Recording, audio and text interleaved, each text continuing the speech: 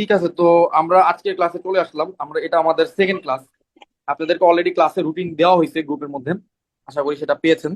আর এখন আমি আমার যে নতুন প্ল্যান হচ্ছে আমরা উইকে 3টা করে ক্লাস নিব, ঠিক আছে? শুক্র সোম বুধ এই 3 দিন নিব। এরকম 3টা করে ক্লাস নিব আর কি। শুরুতে আমরা 2টা ক্লাসের কথা বলছিলাম, বাট শুরুতে আমার প্ল্যান ছিল যে 3 মাসের কোর্সটা শেষ করা। সেই ক্ষেত্রে আমার ক্লাস সংখ্যা আমি কাউন্ট করছিলাম 25টা, বাট আমার কাছে অ্যাট প্রেজেন্ট মনে হচ্ছে ক্লাস হচ্ছে 40 থেকে 45টার মতো ক্লাসও লাগতে পারে। সেই ক্ষেত্রে আমাদের হচ্ছে 3 মাসে যদি কোর্সটা শেষ করতে চাই, আমি মনে করি যে আমাদের 3টা করে ক্লাস নিতে হবে উইকে। ঠিক আছে, আশা করি আপনাদেরও সমস্যা হবে না, কারণ আমি তো যে টাইমটাতে ক্লাস নিই এই টাইমটাতে কারো সমস্যা থাকার কথা না আর কি।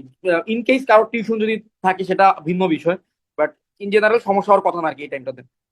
আচ্ছা, তো যাই হোক, আমরা আমাদের আলোচনা শুরু করি। রুটিনও অলরেডি আপনাদের গ্রুপে দেওয়া হয়েছে, আপনারা মনে হয় রুটিনটা পেয়ে গেছেন। এই উইকের রুটিনটা দিয়ে দিচ্ছি। প্রতি উইকের আলাদা আলাদা রুটিন হবে, সেটা দিয়ে দিব আমি গ্রুপের মধ্যে, ঠিক আছে? তো আমরা আগের ক্লাসে লিমিটের কন্টিনিউটি নিয়ে পড়ছি এবং আমরা শুরুতে একটু রিক্যাপ করে নিছি। তো আজকে আমাদের আলোচনার টপিক কি ভাই? আজকে আমাদের আলোচনার টপিক হচ্ছে ডিফারেন্সিয়েবিলিটি বা অন্তরীকরণ যোগ্যতা। যেমন আমরা যখন ইন্টারমিডিয়েটে ডিফারেন্সিয়েশন জিনিসটা শিখছি, আমাদেরকে কিন্তু ডিফারেন্সিয়েবিলিটি জিনিসটা শেখানো হয় নাই। আমরা জাস্ট একটা ফাংশন দিতে আমরা ডিফারেন্সিয়েশন করছি, কিন্তু সব ফাংশন কি ডিফারেন্সিয়েশন করা যায় ভাইয়া? সব ফাংশনকে কিন্তু ডিফারেন্সিয়েশন করা যায় না। সব ফাংশনকে সবসময় ডিফারেন্সিয়েশন করা যায় না। এমনও অনেক ফাংশন আছে যে ফাংশনের সকল পয়েন্টে ডিফারেন্সিয়েশন করা যায়, কিন্তু নির্দিষ্ট একটা পয়েন্টে ডিফারেন্সিয়েশন করা যায় না। তো এরকম আর কি। তো ডিফারেন্সিয়েশনে মানেটা কি এটা আমরা একটু বোঝার চেষ্টা করব। তারপরে আমরা আজকে ক্লাসে ডিফারেন্সিয়েশনের কিছু ফর্মুলা দেখবো, ওই রিলেটেড কিছু এমসিকিউ সলভ করব। তারপরে আমরা কিছু গুরুত্বপূর্ণ 3টা থিওরেম শিখবো। একটা হচ্ছে রোলস থিওরেম, একটা হচ্ছে মিন ভ্যালু থিওরেম, আর একটা হচ্ছে ইন্টারমিডিয়েট ভ্যালু থিওরেম। এই 3টা থিওরেম শিখে আমরা আমাদের ক্লাসটাকে আজকে শেষ করব, ঠিক আছে? তো আশা করি আপনারা খুব মনোযোগ দিয়ে আজকে ক্লাসটা করবেন এবং এখান থেকে কিছু শিখতে পারবেন। তো আমি একটা লিমিট লিখবো। আমাদের একটা জিনিস খেয়াল করবেন ভাইয়া, যে এই যে আমরা যখন ডিফারেন্সিয়েশন শিখতে যাই ইন্টারমিডিয়েটে, সর্বপ্রথম হিসেবে চ্যাপ্টার হিসেবে আমাদের কিন্তু লিমিট শেখানো হয়। কেন? আমাকে কি কেউ বলতে পারবে যে কেন আসলে লিমিট শেখানো হয়? মানে লিমিটের সাথে ডিফারেন্সিয়েশনের মানে সম্পর্কটা কোথায়? মানে লিমিট কেন শিখতে হবে আমার ডিফারেন্সিয়েশন? আমি তো ডিরেক্ট ডিফারেন্সিয়েশনের ফর্মুলা দিয়ে ডিফারেন্সিয়েশন করতে পারতাম। তো লিমিট শেখার দরকারটা কি আমার?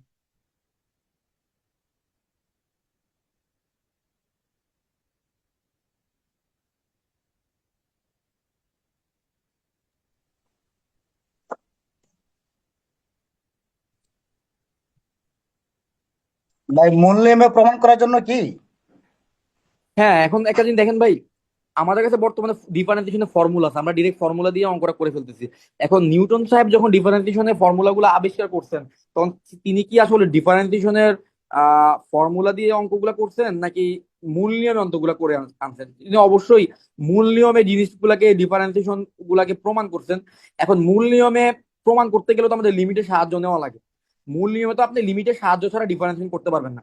এখন আমি আপনাদেরকে একটা ডিফারেন্সিয়েশনের বেসিক বলবো। এই বেসিক গুলো জানা দরকার। এগুলো আসলে অনেক বিভিন্ন জায়গার টিচারও অনেকে বেসিক গুলো ভালোভাবে ক্লিয়ারলি জানে না, যার ফলে দেখা যায় কি ইন্টারমিডিয়েটে আমাদেরকে এই বেসিক গুলো শেখানো হয় না। আমি আপনাদেরকে 2টা সরল লেখার কথা কনসেপ্ট দিতে চাই শুরুতে। আহ দুইটা গ্রাফ, একটা গ্রাফ আঁকবো, 2টা সরল লেখা দেখাবো। আপনি এই 2টা সরল লেখার মধ্যে পার্থক্য বলবেন। একটা হচ্ছে এক্স অক্ষ, একটা হচ্ছে ওয়াই অক্ষ। ধরে নিলাম এটা হচ্ছে আমার একটা, এটা কি আমার একটা গ্রাফ, ঠিক আছে? আচ্ছা বলেন তো, এই গ্রাফে আমি 2টা পয়েন্ট নিতে চাই। এটা হচ্ছে একটা পয়েন্ট, এটা হচ্ছে কি কি ভাইয়া, আরেকটা পয়েন্ট। এখন এই 2টা পয়েন্টকে যদি আমি যোগ করে দিই, আমি একটা সরলরেখা পাবো। এই 2টা পয়েন্টকে যদি যোগ করে দিই আমি কি পাবো ভাইয়া? একটা সরলরেখা পাবো। আচ্ছা এই পয়েন্টের একটা নাম দেন। বাই দা ওয়ে, প্রত্যেকটা পয়েন্টের কয়টা কোঅর্ডিনেট থাকে ভাইয়া? একটা ভুজ থাকে, একটা কোটি থাকে, তাই না? একটা ভুজ থাকে, একটা কোটি থাকে। তাহলে ধরে নিলাম এই পয়েন্টের ভুজ হচ্ছে গিয়ে কি বলেন তো ভাইয়া? x1। আর কোটি হচ্ছে গিয়ে কি? আচ্ছা কোটিকে কি আপনি y1ও বলতে পারেন, আবার f(x1) এরকমও তো বলতে পারেন, তাই না? একটা জি কোটিকে তো ভাই। দুই ভাবে, কোটিকে তো ওয়াই দিয়েও লেখা যায়, ফাংশন দিয়েও লেখা যায়, তাই না? দুই ভাবেই তো লেখা যায়। তাহলে y1ও লিখতে পারবেন, f(x1)ও লিখতে পারবেন। আমি ধরেন ধরে নিলাম এখানে f(x1) লিখলাম। ওকে, আচ্ছা তাহলে এটা একটা পয়েন্ট। আচ্ছা এই যে পয়েন্টটা, এই পয়েন্টটার নাম মনে করেন x2 কমা f(x2). এখন এই এই সরলরেখাটার একটা নাম আছে ভাইয়া। এই সরলরেখার নাম হচ্ছে, এটাকে বাংলায় বলা হয় ছেদক রেখা, বা ইংলিশে বলা হয় সেকেন্ড লাইন। বাংলায় বলা হয় কি ভাইয়া? ছেদক রেখা। আর ইংলিশে বলা হয় সেকেন্ড লাইন। কারণ দেখেন এটা একটা বক্ররেখাকে 2টা বিন্দুতে ছেদ করছে। আচ্ছা এখন আমার প্রশ্ন হচ্ছে, আমি যদি এই সরলরেখার ঢাল বের করতে চাই, আপনারা কিভাবে বলেন তো এই সরলরেখার ঢাল কত হবে? এটা কি আপনারা জানেন ভাইয়া? এই সরলরেখার ঢাল কত হবে জানেন? ভাই এটা হলো কোটিদ্বয়ের অন্তর বাই ভুজদ্বয়ের অন্তর। Very good. তার মানে f of x two minus f of x one divided by x two minus x one, এটাই তো হবে ভাই নাকি? আচ্ছা, জি এখন এখন আমি আপনাদের কাছে একটা প্রশ্ন করতে চাই। তাহলে এই যে একটা ছেদক রেখা ঢাল বের করলাম, এটা কি কি ডিফারেন্সিয়েশন বলে? ডিফারেন্সিয়েশন মানে কি জানেন? ডিফারেন্সিয়েশন মানে হচ্ছে ঢাল বের ভাই, স্পর্শকের ঢাল। স্পর্শকের ঢাল। তাহলে কি ছেদক রেখার ঢাল আর স্পর্শকের ঢাল কি সেম? সেম না। সেম না, সেম না। এটা সেম হচ্ছে না ভাইয়া। ডিফারেন্সিয়েশন মানে হচ্ছে যে নির্দিষ্ট একটা স্পর্শকের ঢাল। বিন্দুতে এখন ভাইয়া আমার কথা হচ্ছে, এটাকে যদি আপনি স্পর্শক বানাইতে চান, তাহলে এই পয়েন্টটাকে আপনার কাছাকাছি আনতে হবে এবং এই পয়েন্টটাকে কাছাকাছি আনতে হবে। দুইটা পয়েন্টকে কোন জায়গায় নিয়ে আসতে হবে ভাইয়া? এক জায়গায় নিয়ে আসতে হবে না? দুইটা পয়েন্টকে কয় জায়গায় নিয়ে আসতে হবে? এক জায়গায় নিয়ে আসতে হবে। অর্থাৎ এই পয়েন্টটার এই পয়েন্টকে, দুইটা পয়েন্টকে কি করতে হবে? এক জায়গায় নিয়ে আসতে হবে। আচ্ছা, এবার এক জায়গায় যদি দুইটা পয়েন্টকে নিয়ে আসতে পারেন, সেই ক্ষেত্রে একটা ম্যাজিক কি হবে দেখেন তো। এইবার যে সরলরেখাটা আমি দেখতেছি, সেকেন্ড যে সরলরেখাটা, এই সরলরেখাটা কি ভাইয়া? এই সরলরেখাটা একটা স্পর্শক না? ট্যানজেন্ট লাইন ভাইয়া এটা। ট্যানজেন্ট লাইন, বা বাংলায় আমরা যদি বলি স্পর্শক রেখা, তাই না? বাংলায় বললে কি? হ্যাঁ ভাই। স্পর্শক রেখা। এখন এই স্পর্শকে বেসিক্যালি কয়টা পয়েন্ট এসে মিলিত হয়েছে? দুইটা পয়েন্ট এসে মিলিত হয়েছে না? দুইটা পয়েন্ট একটা পয়েন্টে মিলিত হয়ে গেছে না? দুইটা পয়েন্ট কি একটা পয়েন্টে মিলিত হয়েছে না? আচ্ছা, দুইটা পয়েন্ট যখন একটা পয়েন্টে মিলিত হয়, তখন আমরা ওই দুইটা পয়েন্ট তো খুব কাছাকাছি থাকে। দুইটা পয়েন্ট কি থাকে ভাইয়া? খুব কাছাকাছি থাকে। স্পর্শকের ক্ষেত্রে দুইটা পয়েন্ট কি খুবই কাছাকাছি থাকে। তখন একটা পয়েন্টের যদি ভুজ হয় x comma f of x, আরেকটা পয়েন্টের ভুজ কত হবে আপনার? X plus H comma f of x plus H, তাই না ভাইয়া? একটা আরেকটা পয়েন্টে ভুজ কি হবে? F x plus H comma f of x plus H. এইবার বলেন তো আপনি স্পর্শকে, এইবার যে আপনি সেকেন্ড ঢালটা বের করেন তো, কত হবে? কোটিদ্বয়ের অন্তর ডিভাইডেড বাই কি ভুজদ্বয়ের অন্তর। এবার আপনার কোটি কি আছে?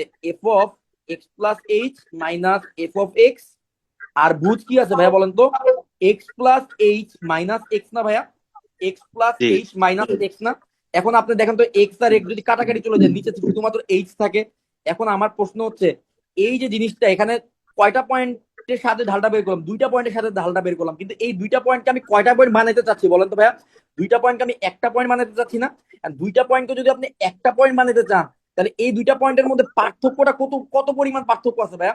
একটা হচ্ছে এক্স আর একটা হচ্ছে এক্স প্লাস এইচ। তাহলে ভুজগুলোর মধ্যে পার্থক্য কতটুকু ভাইয়া? একটা ভুজের সাথে আরেকটা ভুজের পার্থক্য কতটুকু? এইচ পরিমাণ পার্থক্য না? হুম। জি। এইচ পরিমাণ পার্থক্য। এখন আপনি যদি বলে দেন যে limit h tends to zero, অর্থাৎ ওই এইচ এর মানটা কত ভাইয়া? ওই এইচ এর মানটা হচ্ছে জিরোর খুব কাছাকাছি। তার মানে কি জি দুইটা পয়েন্ট একটা পয়েন্ট হয়ে যাবে না? জি ভাই। হ্যাঁ, জি। দুইটা পয়েন্ট যদি একটা পয়েন্ট হয়ে যায়, তখন এই যে সেকেন্ড লাইন বা ছেদক রেখাটা কোন রেখা হয়ে যাবে? ছেদক রেখাটা স্পর্শক রেখা হয়ে যাবে না? হ্যাঁ হ্যাঁ। এক্স্যাক্টলি এই জিনিসটাই হচ্ছে ডিফারেন্সিয়েশন। সো এই জন্য আমাদের লিমিট দরকার। কারণ আপনি দুইটা পয়েন্টকে একটা পয়েন্টে বানাইতে চাচ্ছেন, তার মানে ওই দুইটা পয়েন্টের মাঝখানে ডিফারেন্সটা বা ওই দুইটা পয়েন্টের মাঝখানে যে গ্যাপটুকু আছে, সেই গ্যাপটুকুকে আপনার একটা পয়েন্ট বানায় ফেলতে হবে না? ওই গ্যাপটুকুকে একটা পয়েন্ট বানাইতে চাইলে তো লিমিট ছাড়া আপনি তাদের গ্যাপটুকুকে একটা পয়েন্ট বানাইতে পারবেন না। লিমিটের সাহায্যে আপনি বলতেছেন যে limit h tends to zero, অর্থাৎ এই এইচ মানে হচ্ছে দুইটা পয়েন্টের গ্যাপটা। এই গ্যাপটা টেন্স টু জিরো। এই গ্যাপটা টেন্স টু জিরো মানে কি? এই গ্যাপটা শূন্যের কাছাকাছি। এই গ্যাপটা শূন্যের কাছাকাছি মানে কি? দুইটা পয়েন্ট একটা পয়েন্ট হয়ে যাচ্ছে। এই জন্যই কিন্তু ভাইয়া লিমিটের আমাদের দরকার। এই জন্যই কিন্তু লিমিটের আমাদের দরকার। এই লিমিটের সাহায্যে কিন্তু আমরা ডিফারেন্সিয়েশনটা করতেছি। বুঝতে পারছেন? জি ভাই, এখানে কি আপনার পুরোপুরি তো জিরো হচ্ছে না আর কি, একটা পয়েন্টে মিলিত হচ্ছে বলতে কি একটু মানে একটু তো গ্যাপ থাকবে নাকি, যেহেতু খুবই মানে ক্ষুদ্র জিরোর গ্যাপ, এতটাই ক্ষুদ্র গ্যাপ, এতটাই ক্ষুদ্র গ্যাপ যে ভাইয়া, এতটাই ক্ষুদ্র গ্যাপ যে এটাকে স্পর্শকের মতোই কাজ করবে। হ্যাঁ। বুঝতে পারলেন? জি ভাই। আচ্ছা, হ্যাঁ তাহলে আমি কি ভাই আপনাদেরকে ডিফারেন্সিয়েশনের কিছুটা ভাই আইডিয়া দিতে একটু পারছি? রিপিট করা যাবে? আপনি জয়েন করতে করতে সময় লেগে গেছে। হ্যাঁ হ্যাঁ ভাইয়া, আপনি আমাকে একটা জিনিস বলেন ভাইয়া। ডিফারেন্সিয়েশন মানে আমি বলছি স্পর্শকের ঢাল। এখন আপনাকে প্রথমে বুঝতে হবে ছেদক রেখা কি আর স্পর্শক রেখা কি। যদিও আপনি রেকর্ডে পুরো ভিডিওটা দেখতে পারবেন, আমি তাও আপনার জন্য একটু রিক্যাপ করে দিচ্ছি। এই যে দেখেন ভাই, এখানে একটা বক্ররেখা টানছি আমি। এই বক্ররেখার দুইটা পয়েন্ট নিয়েছি আমি, একটা x one f of x one, একটা হচ্ছে x two f of x two. তাহলে এই বক্ররেখার এই দুইটা পয়েন্টকে যদি জোড়া লাগাই দিই আমি একটা সরল রেখা দ্বারা, তাহলে আমি একটা রেখা পাচ্ছি, যে সরল রেখাটার নাম হচ্ছে ছেদক রেখা। তাহলে আমি দুইটা পয়েন্ট পাইলাম, তো দুইটা পয়েন্ট পাইলে আমি একটা সরল রেখা তো টানতেই পারি, তো একটা ছেদক রেখা আমি টেনে ফেললাম। এখন এই ছেদক রেখার ঢাল বের করতে চাইলাম আমি। তো ঢাল বের করতে চাইলে সব ভাইয়েরাই আমাকে বলছে যে কি হবে, কোটিদ্বয়ের অন্তর ডিভাইডেড বাই কি ভুজদ্বয়ের অন্তর হবে। তাহলে f of x two minus f of x one divided by x two minus x one. তাহলে ঢাল হয়ে গেল আমাদের। এখন আমার এই ঢাল দিয়ে তো ডিফারেন্সিয়েশন হবে না, ডিফারেন্সিয়েশন বের করতে চাইলে আমার লাগবে কি, ক্ষুদ্রাতি ক্ষুদ্র পরিবর্তন লাগবে। ঢাল মানে কিন্তু পরিবর্তন, ঢাল মানে কি পরিবর্তন, কিন্তু আমার লাগবে ক্ষুদ্রাতি ক্ষুদ্র পরিবর্তন। ক্ষুদ্রাতি ক্ষুদ্র পরিবর্তন চাইলে আমার যে দুইটা পয়েন্ট আছে, এই দুইটা পয়েন্টকে আমার ক্ষুদ্র পার্থক্যে নিয়ে আসতে হবে। অর্থাৎ এই দুইটা পয়েন্টের মাঝখানে ডিস্টেন্সটা আমার কমায় ফেলতে হবে। এই ডিস্টেন্সটাকে কি করতে হবে, কমায় ফেলতে হবে। এখন এই দুইটা পয়েন্টের মাঝখানে ডিস্টেন্স হচ্ছে এইচ পরিমাণ ডিস্টেন্স। একটা হচ্ছে পয়েন্ট হচ্ছে x comma f of x, আরেকটা পয়েন্ট হচ্ছে x plus H comma f of x plus H. তার মানে একটার সাথে আরেকটা ভুজের পার্থক্য কত, একটা এক্স আর একটা হচ্ছে এক্স প্লাস এইচ, মাঝখানে গ্যাপটা হচ্ছে এইচ পরিমাণ গ্যাপ। এখন আমি কি করলাম, এই দুইটা পয়েন্টের মধ্যে আমি ঢাল বের করলাম। ঢাল কি হইলো, f of x plus h minus f of x divided by x plus h minus x. X x কাটা চলে গেল, পরে থাকলো f of x plus h minus f of x divided by h. এই যে ঢালটুকু পরে থাকলো, এই ঢালটুকুকে নিয়ে আমি আবার একটা ইঞ্জিনিয়ারিং করবো। কি ইঞ্জিনিয়ারিং করবো, এই ঢালটুকুর এইচ এর মানকে আমি টেন্স টু জিরো বানিয়ে দিব। টেন্স টু জিরো বানিয়ে দিলে আমি যেই ঢালটুকু পাবো সেই ঢালটুকুর নাম হচ্ছে স্পর্শকের ঢাল। সেই ঢালটুকুর নাম কি, স্পর্শকের ঢাল। এবং এটাকেই বলা হয় ডিফারেন্সিয়েশন। এবং এটাকে কি বলা হয় ভাইয়া, এটাকেই বলা হয় কি, ডিফারেন্সিয়েশন। তাহলে এটাই হচ্ছে ডিফারেন্সিয়েশনের বেসিকটা। আমি বেসিকটা জানি না কতটুকু বুঝাইতে পারছি, এগুলা কেউ অন্য টিচাররা বুঝায় কিনা এটাও আমি জানি না, বাট আমি একটু রিস্ক নিলাম। এগুলা বুঝাইতে গেলে অনেক সময় নাও বুঝতে পারে, বাট আমার কাছে মনে হয়েছে যে এই জায়গাটা আপনাদেরকে ক্লিয়ার করাটা উচিত, আমার দায়িত্বের মধ্যে পড়ে, তাই আমি একটু ক্লিয়ার করার চেষ্টা করলাম। ডিরেক্ট এমসিকিউ সলভিং আমি চলে যেতে পারতাম, বাট একটু বেসিকটা ক্লিয়ার করে তারপরে যাইতে চাচ্ছি আর কি। তো আমাকে একটু ভাই রেসপন্স করে জানাবেন যে আপনারা বুঝতে পারলেন কিনা। হ্যাঁ জি ভাইয়া, ভাই। ক্লিয়ার। জি ভাই ভাইয়া। এরকম আগে কেউ কথা বোঝায় না এত দেখি। আচ্ছা ভাইয়া, তাহলে এইটুকু ক্লিয়ার। তার মানে আমরা ডিফারেন্সিয়েবিলিটি মানে আসলে কি ভাইয়া, তাহলে ডিফারেন্সিয়েবিলিটি মানে হচ্ছে একটা লিমিট এক্সিস্ট করতে হবে, কিন্তু কার লিমিট এক্সিস্ট করতে হবে ভাইয়া, ডিফারেন্সিয়েবিলিটি মানে হচ্ছে লিমিট এক্সিস্ট করতে হবে, কিন্তু কার লিমিট এক্সিস্ট করতে হবে, ঢালের লিমিট এক্সিস্ট করতে হবে। আগের বার আমরা লিমিট এক্সিস্টেন্সের জন্য আমরা পড়ছিলাম যে এফ অফ এক্স এর লিমিট এক্সিস্ট করলেই হবে, কিন্তু ডিফারেন্সিয়েশনের জন্য কার লিমিট এক্সিস্ট করতে হবে, ডিফারেন্সিয়েশনের জন্য এইটার লিমিট এক্সিস্ট করতে হবে না এই উপরেরটা লিমিট এক্সিস্ট করতে হবে। এটা হলো উপরেরটা লিমিট এক্সিস্ট করতে হবে। সো উপরেরটা লিমিট কি, উপরেরটা বেসিক্যালি একটা ঢাল, স্পর্শকের ঢাল। এই জিনিসটা লিমিট হচ্ছে এক্সিস্ট করতে হবে। এই জিনিসটার লিমিট যদি এক্সিস্ট করে তাহলে ডিফারেন্সিয়েশন কাজ করবে। এই জিনিসটার লিমিট হচ্ছে দুইটা, একটাকে বলি আমরা লেফট হ্যান্ড ডেরিভেটিভ, একটাকে বলি আমরা রাইট হ্যান্ড ডেরিভেটিভ, ঠিক আছে। সো এই জিনিসটা দুইটা লিমিট আছে। একটা লিমিটকে আমরা বলি লেফট হ্যান্ড ডেরিভেটিভ, এই ঢালের দুইটা লিমিট, একটাকে বলি আমরা লেফট হ্যান্ড ডেরিভেটিভ, এটাকে আমরা এফ প্রাইম, এখানে একটা মাইনাস চিহ্ন দেই। তো এটা হচ্ছে limit h tends to zero minus দিব f of a plus h minus f of a divided by h. আবার আরেকটা দিব আমরা এখানে প্লাস দিয়ে এফ প্রাইম দিব। এফ প্রাইম মানে তো ডিফারেন্সিয়েশন বুঝে আপনারা জানেন। তো জিরো প্লাস দিব f of a plus h minus f of a divided by h. এই দুইটা আপনারা এমসিকিউর জন্য মনে রাখবেন যে এই উপরের একটার নাম হচ্ছে left hand derivative, left hand derivative L H D, আরেকটা নাম হচ্ছে রাইট হ্যান্ড ডেরিভেটিভ আর এইচ ডি। এই দুইটা জিনিস যদি সমান হয়, এই দুইটা জিনিস সমান হলে আপনার কি হবে, অন্তরঞ্জকতা হবে।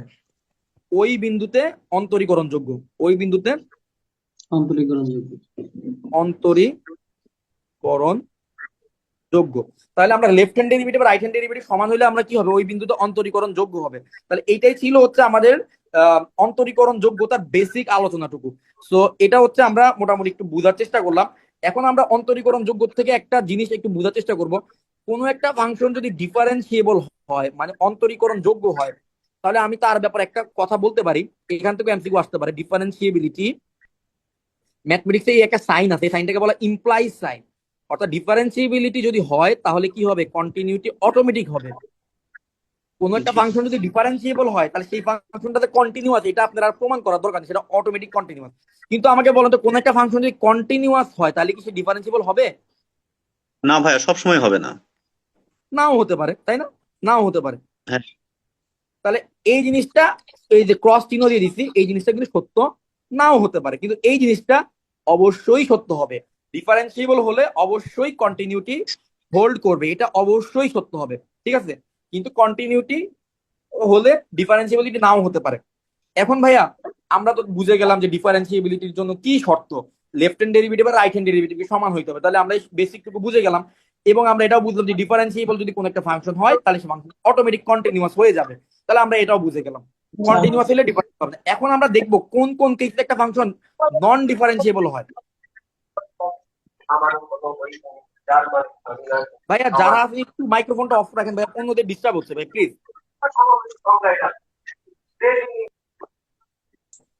যারা আছেন মাইক্রোফোনটা একটু অফ রাখেন ভাইয়া প্লিজ। নন ডিফারেন্সিয়েবিলিটি আমরা একটু চেক করব। এবার আমরা চেক করব নন ডিফারেন্সিয়েবিলিটি কোন কোন ফাংশনে হয়, এটা আমরা একটু জানার চেষ্টা করব। নন ডিফারেন্সিয়েবিলিটি, তাহলে নন ডিফারেন্সিয়েবিলিটি কাদের হয়? এতক্ষণ পর্যন্ত আমরা ডিফারেন্সিয়েবিলিটি আলোচনা করছি, এটা মনে হয় আপনারা মনে হয় বুঝতে পারছেন। এখন আমরা নন ডিফারেন্সিয়েবিলিটির আলোচনায় যাই। আচ্ছা আসেন ভাইয়া, আমরা কিছু কেস দিব আপনাদেরকে, কেস দিব। একটা হচ্ছে, মনে করেন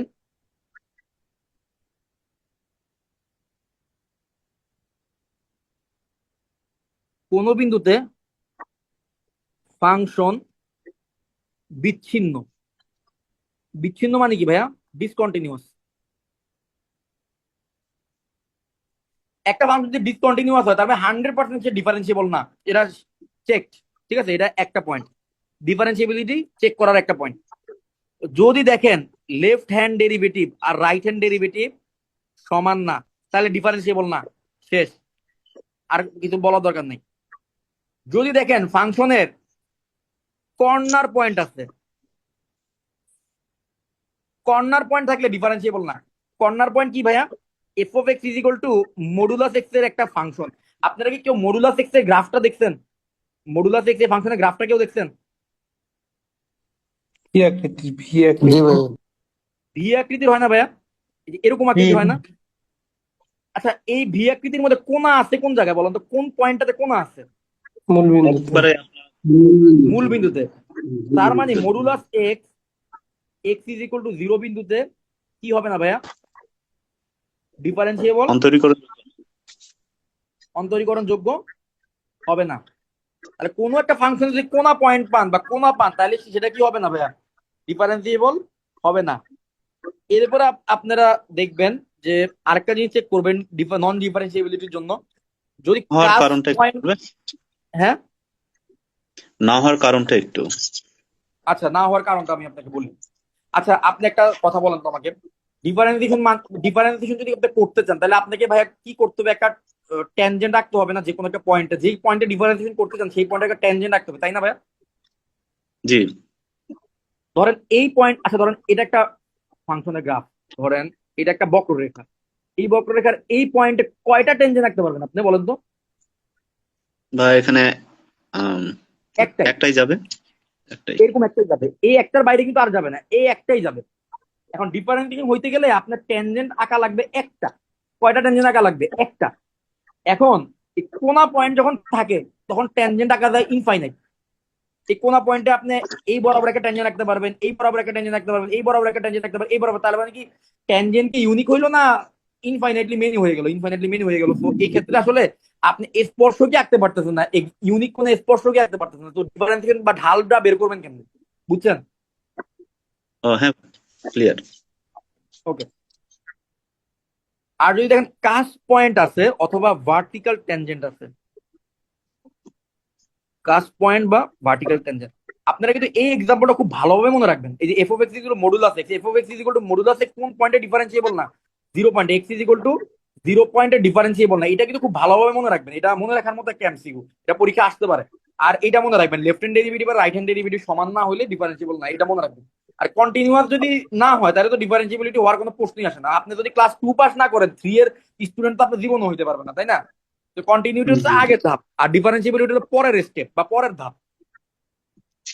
আচ্ছা ভাই এবার আসেন, কাস্ট পয়েন্ট বা ভার্টিক্যাল ট্যানজেন্ট জিনিসটা কি? কোন একটা আমি আপনাকে একটা এক্সাম্পল দিয়ে জিনিসটা বোঝানোর চেষ্টা করি। মনে করেন যে আপনাকে একটা ফাংশন দিলাম আমি, f of x is equal to cube root x বা এক্স টু দি পাওয়ার 1/3। এখন আপনি এটাকে ডিফারেন্সিয়েশন করলেন, এফ প্রাইম এক্স করলেন। এফ প্রাইম এক্স এর মান কত হবে আপনারা নিজেরা একটু ক্যালকুলেট করলে বাই করতে পারবেন, 1/3 এক্স টু দি পাওয়ার 2/3। এবার আমারে বলেন তো, এটা ডিফারেন্সিয়েশনের মান না? এটা তো ডিফারেন্সিয়েশন করার পর এই মানটা পাইছেন। এখন এই মানটাকে এই জায়গায় কি এক্স এর ভ্যালু 0 বসাইলে কি এটা কত হবে? এফ প্রাইম এক্স এর মান কত হবে? এফ প্রাইম 0 এর মান কত হবে? টেন্স টু ইনফিনিটি হয়ে যাবে না? এফ প্রাইম জিরোর ইনফিনিটি ইনফিনিটির দিকে চলে যাবে না, ইনফিনিটির দিকে চলে যাবে, তাই না? এফ প্রাইম জিরোর মান যদি ইনফিনিটির দিকে চলে যায় তার মানে কি আপনি ডিফারেন্সিয়েশনের ঢালের মানটা কি পাওয়া গেল? ঢালের মান কিন্তু আর পাওয়া গেল না। ডিফারেন্সিয়েশন করলে তো বেসিক্যালি আমরা ঢালের মানই পাই।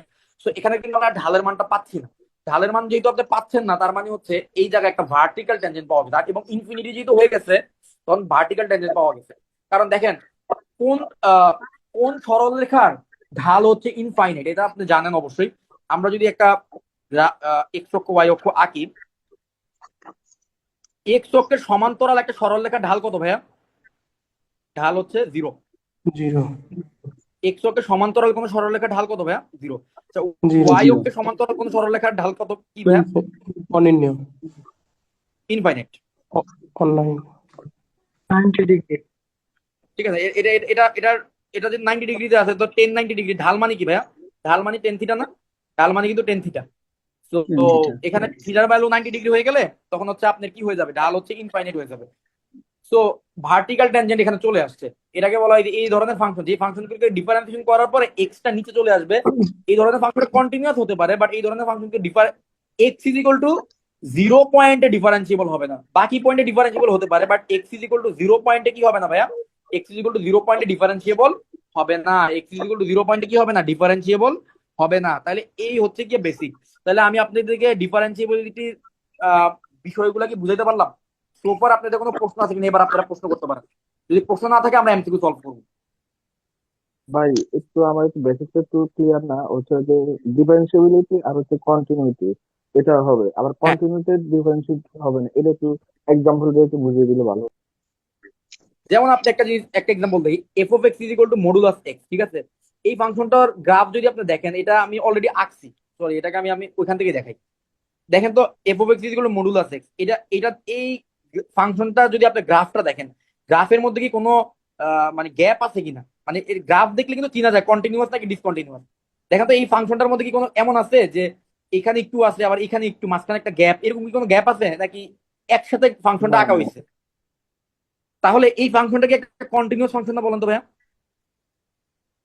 জি কন্টিনিউয়াস জি ফাংশন, কন্টিনিউয়াস ফাংশন মানে হচ্ছে যাকে এভাবে কোনো গ্যাপ ছাড়া আঁকা যাবে, সেটা কন্টিনিউয়াস ফাংশন। তাহলে এটা একটা কন্টিনিউয়াস ফাংশন, কিন্তু মজার বিষয় হচ্ছে এটা কিন্তু ডিফারেন্সিয়েবল না 0 পয়েন্ট। এটা কিন্তু ডিফারেন্সিয়েবল না। তার মানে কি কন্টিনিউয়াস হলেই কি কেউ ডিফারেন্সিয়েবল হবে বলা যাবে? বলা যাবে জি না। না না কিন্তু বুঝতে ডিফারেন্সিয়েবল যদি হয় পারছি। তাহলে কন্টিনিউয়াস বলা যাবে। কন্টিনিউয়াস বলা যায়। হ্যাঁ হ্যাঁ এবার কি বুঝতে পারছেন? হ্যাঁ হ্যাঁ বুঝতে পারছি। আচ্ছা ভাইয়া, ঠিক আছে। তো বাকি যারা আমার কথা শুনতেছেন, আপনাদের যদি কোনো প্রশ্ন থাকে বলতে পারেন। প্রশ্ন না থাকলে আমরা এমসিকিউ সলভ করবো। আপনাদের এখন পর্যন্ত যা পড়াইলাম কোনো প্রশ্ন আছে কিনা? ভাইয়া, না যেগুলা লিখছেন এগুলার সাথে সাথে একটু বাংলাটা লিখলেও খুব ভালো হতো। কাপস হ্যাঁ পয়েন্ট ভাই, বা আমি আমি ভার্টিক্যাল হচ্ছে টার্গেট। বাংলাটা আসলে কাট পয়েন্ট বা ভার্টিক্যাল ট্যানজেন্টের, এটাকে আমরা বাংলা যদি করি উলম্ব স্পর্শ। ঠিক আছে, আর বাকিগুলার হচ্ছে বাংলা, আসলে এগুলার ক্ষেত্রে বাংলাটা, যেগুলোর ক্ষেত্রে বাংলা লাগে ওগুলো আমি লিখে দিব। ঠিক আছে ভাই, এগুলোর ক্ষেত্রে বাংলা লাগবে নাকি এই জন্য লিখে নিচ্ছি। আচ্ছা যাই হোক, আচ্ছা ঠিক কারো আছে। কোনো কারো কোনো প্রশ্ন হ্যাঁ আছে আর? ভাইয়া, জি জি ভাইয়া ভাই একটা বলেন, আছে। বলেন ভাই। ভাইয়া এই যে মানে গণিতবিদেরা কখন মানে কোন মুহূর্তে আসি বুঝতে পারছে যে অন্তরীকরণের মতো একটা ব্যাপারের আপনার প্রয়োজনীয়তা আছে, হ্যাঁ, খুবই গুরুত্বপূর্ণ একটা প্রশ্ন করছেন। আচ্ছা আমি আপনার অথবা একটা, মানে ডাল জিনিসটা কি, এটা যদি আপনি আবার প্র্যাকটিক্যাল লাইফের সাথে একটু অ্যাড করে আর একটু ভালোভাবে একটু বুঝাই দেন। অবশ্যই অবশ্যই, আমি তো অন্তরীকরণে ক্লাস নিতে বললে আমি 5 ঘন্টার ক্লাস নিতে পারবো আপনাদেরকে, এটা কোনো বিষয় না। কিন্তু সংক্ষেপে বিষয় সংক্ষেপে হচ্ছে, একটু এ করে দেন যাতে মানে আমি আপনাদেরকে ইতিহাস আর কি, সংক্ষেপে একটু ধারণা দিই যাতে আপনারা একটু ফিল করতে পারেন জিনিসটা। ঠিক আছে, জি ভাইয়া, জি জি। আচ্ছা তাহলে এবার আপনার একটা নর্মাল একটা জিনিস চিন্তা করেন। আচ্ছা মনে করেন আপনাকে আমি ফলো করতে চাই। ঠিক আছে, আমি আপনাকে ফলো করতে চাই। এখন আপনার আমার ডাটা দরকার, আপনি কখন কোথায় যান, কি করেন না করেন, এটা ডাটা দরকার আমার। এখন মনে করেন আপনার ডাটা আমার কাছে আছে, কি কি টাইপের ডাটা আছে ভাই বলেন তো? আপনার ডাটা আছে যে আপনার সকাল 11টার ডাটা আছে, এরপরে আবার 12টা বাজে কি করেন তার ডাটা আছে, কিন্তু 11টা আর 12টার মাঝখানে কোনো কিছু ডাটা আমার কাছে নাই। তাহলে আমি আপনার ব্যাপারে ইনফরমেশন জানি, খুব লিমিটেড ইনফরমেশন জানি। আবার মনে করেন আরেকজনের কাছে আপনার ডাটা আছে কি, সকাল 11টায় কি করেন তার ডাটা আছে, 11টা 1 সেকেন্ডে কি করেন তার ডাটা আছে, 11টা 2 সেকেন্ডে কি করেন তার ডাটা আছে, 11টা 3 সেকেন্ডে কি করেন তার ডাটা আছে, সবগুলো ডাটা আছে। তাহলে এবার বলেন তো কে আপনার সম্পর্কে বেশি জানে? আমি জানি নাকি আরেকজন লোকটা জানে যার কাছে ডাটা বেশি আছে? হুম আরেকজন লোক অন্যজন, জানে। অন্যজন লোক জানে। আচ্ছা, এবার আমি আপনাদেরকে আরেকটা প্রশ্ন করি।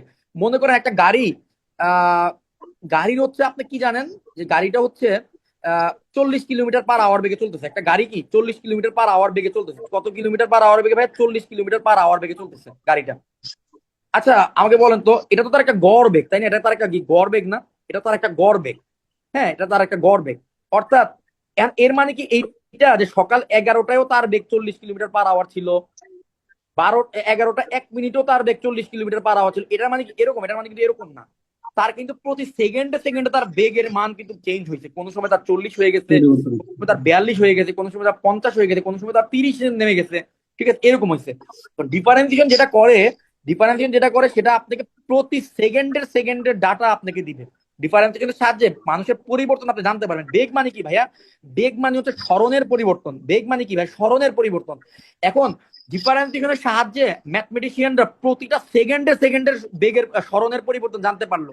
ঠিক আছে। আর ডিফারেন্সিয়েশন ছাড়া একটা মানুষ কিভাবে জানতে পারতো? আচ্ছা ঠিক আছে, তোমার বাসা থেকে তোমার স্কুলের দূরত্ব হচ্ছে 10 কিলোমিটার। তো তোমার এই জিনিসটা অতিক্রম করতে তোমার 1 ঘন্টা লাগছে। 1 ঘন্টা লাগছে তোমার, 1 ঘন্টায় তুমি 10 কিলোমিটার যাইতে পারছো। তার মানে তোমার বেগ হচ্ছে 10 কিলোমিটার পার আওয়ার। এই যে এই ইনফরমেশনটুকু আগে আমরা জানতাম। এই ইনফরমেশনটুকু আগে আমরা জানতাম। অর্থাৎ যে সে শুরুর পয়েন্টটা জানতাম আর লাস্টের পয়েন্টটা যাই না, তার একটা অনুমান করা ট্রাই করতাম আমরা। কিন্তু ডিফারেন্সিয়েশন আপনারা যেটা দিবে সেটা হচ্ছে যে কি না, শুরুর পয়েন্ট আর শেষ পয়েন্টের শুধু না, মাঝখানের প্রত্যেকটা পয়েন্টে তার বেগের মান কত ছিল, মাঝখানের প্রত্যেকটা পয়েন্টে তার স্মরণের পরিবর্তন কত ছিল, বেগের পরিবর্তন কত ছিল, ত্বরণের পরিবর্তন কত ছিল, প্রত্যেকটা ইনফরমেশন আপনি ইনস্ট্যান্টেনিয়াস রেট বলা হয়, ডিফারেন্সিয়েশনকে বলা ইনস্ট্যান্টেনিয়াস রেট। প্রত্যেকটা পয়েন্টের পরিবর্তন আপনি জানতে পারবেন। তাহলে প্রত্যেকটা পয়েন্টের পরিবর্তন জানাটা আমাদের জন্য বর্তমান রিয়েল ওয়ার্ল্ডে বেশি ইম্পর্টেন্ট না? কারণ আপনি শেয়ার বাজারে, তো আপনি যখন শেয়ার বাজার করতে যাবেন ওইখানেও ডিফারেন্সিয়েশন আছে। আপনি প্রতি সেকেন্ডে সেকেন্ডে আপনার ডাটা চেঞ্জ হচ্ছে, ডাটার মানে রেট চেঞ্জ হচ্ছে। তাহলে আপনার কি প্রতি সেকেন্ডের ইনফরমেশন দরকার না? আপনি কি একদিন আগে ইনফরমেশন দিয়ে একদিন পরে আপনি কি শেয়ার কিনবেন না? তাদের প্রতি সেকেন্ডে সেকেন্ডে ইনফরমেশনকে আপনি ইভালুয়েট করার চেষ্টা করবেন।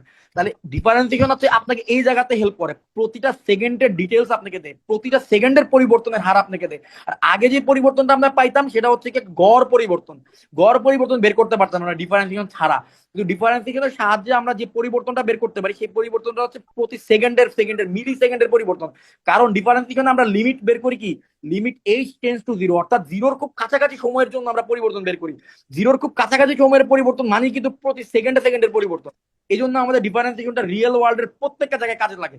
আপনি হোক সে আপনি বিজনেস করেন, আপনি বিজনেস ফ্যাকাল্টির মানুষ, আপনি হোক ইকোনমিক্সে পড়েন, আপনি ফিজিক্সে পড়েন, আপনি ইঞ্জিনিয়ারিং এ পড়েন, আপনার ম্যাথমেটিক্স ডিপার্টমেন্ট, সব জায়গায় কিন্তু ডিফারেন্সিয়েশন বা ক্যালকুলাসটা কাজে লাগবে। ঠিক আছে।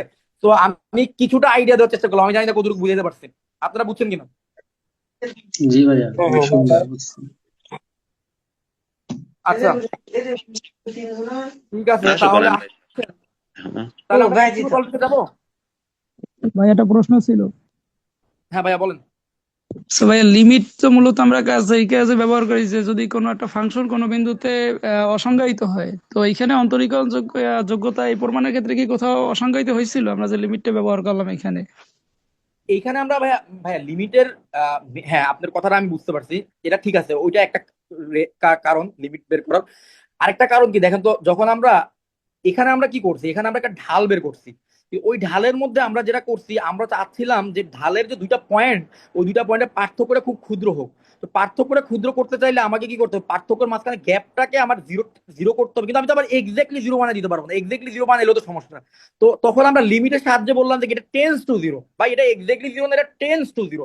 এটা টেন্স টু জিরো হইলে তার ঢালের মান কত সেটা বের করো। এই কারণে আমরা লিমিটটা নিয়ে আসছি। কারণ ডিফারেন্সিয়েশন মানে তো ঢাল বের করা আছে, এই ঢালটা আমরা টেন্স টু জিরোর জন্য তার ঢালটা বের করছি। বুঝতে পারছেন? জি ভাইয়া। আচ্ছা, আপনারা যদি, আমি যদি ক্লিয়ার করতে না পারি আপনারা অবশ্যই আমাকে সাথে সাথে জানাবেন। ঠিক আছে, সাথে সাথে, কারণ ক্লাসের মধ্যে ক্লিয়ার করে ফেলাটা হচ্ছে সবচেয়ে বেস্ট আমি মনে করি।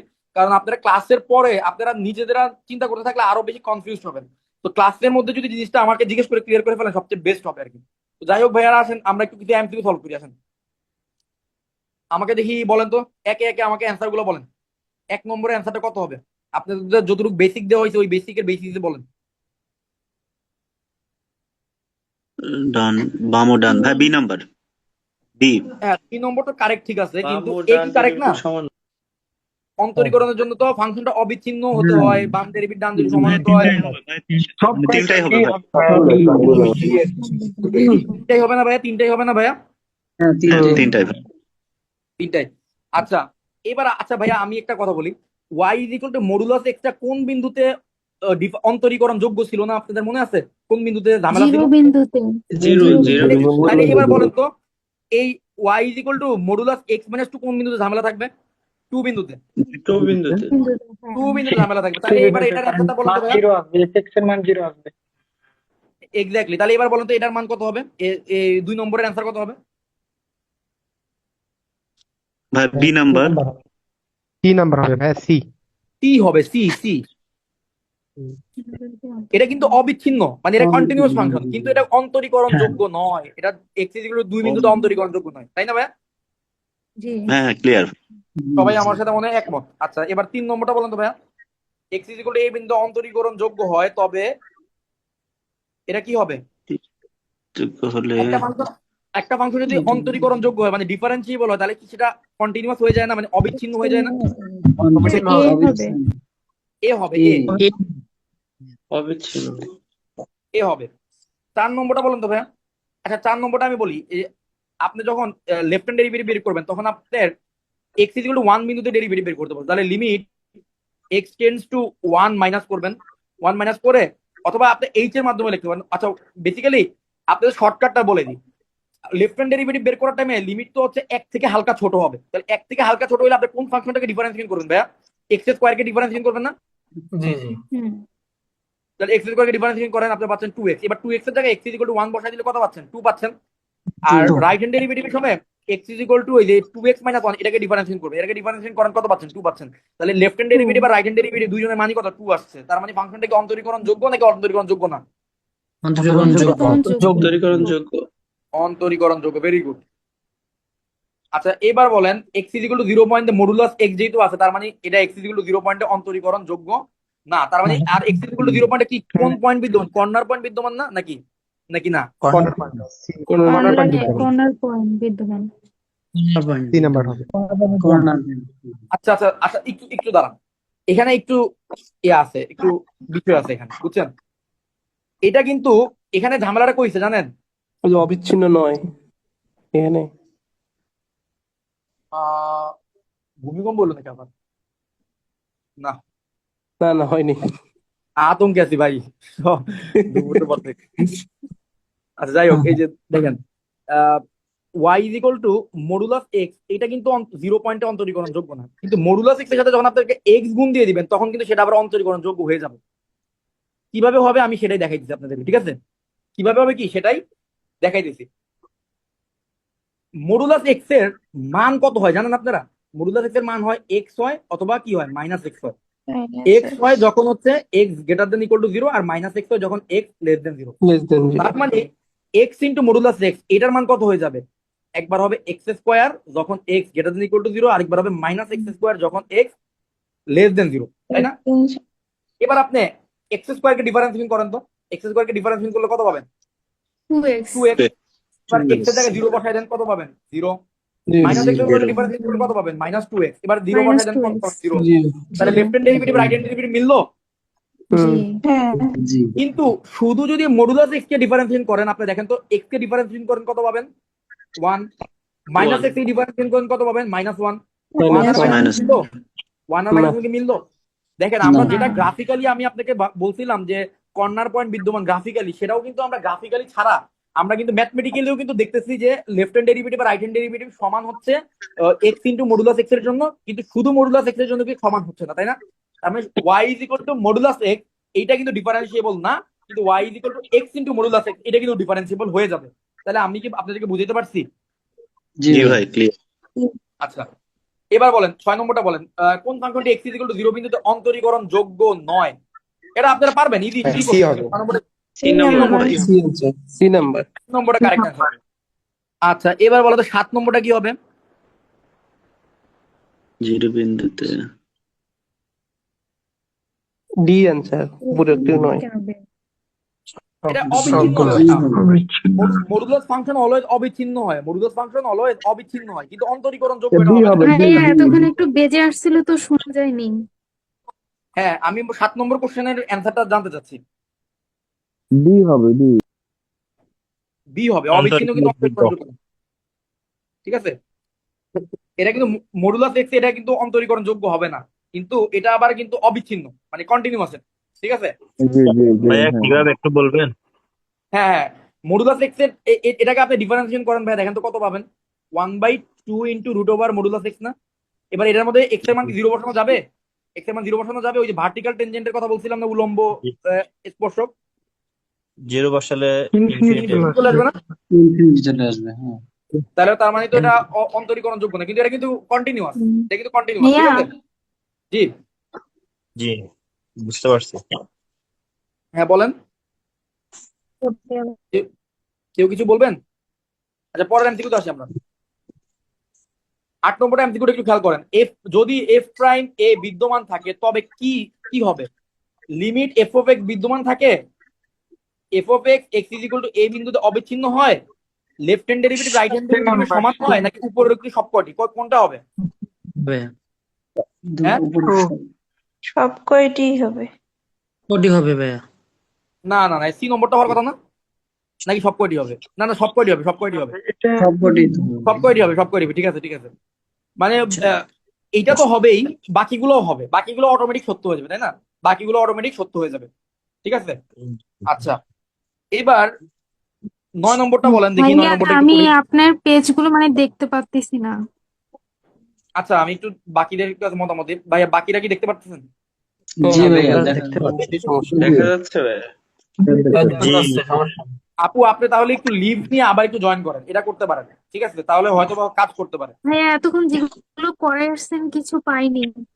না না, সেই সমস্যা নাই তো আপনার, আমি তো রেকর্ড করতেছি ক্লাস, আপনি তো রেকর্ড পাবেন। ঠিক আছে, আচ্ছা ঠিক আছে। এবার আমরা এই 9 নম্বর প্রশ্নটা যদি একটু খেয়াল করি ভাইয়া, 9 নম্বরটা কি হবে?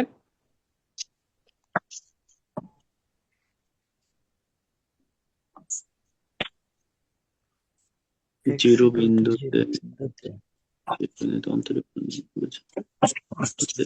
কোনটা গেল? অবিচ্ছিন্ন কিন্তু অন্তরীকরণ যোগ্য নয়।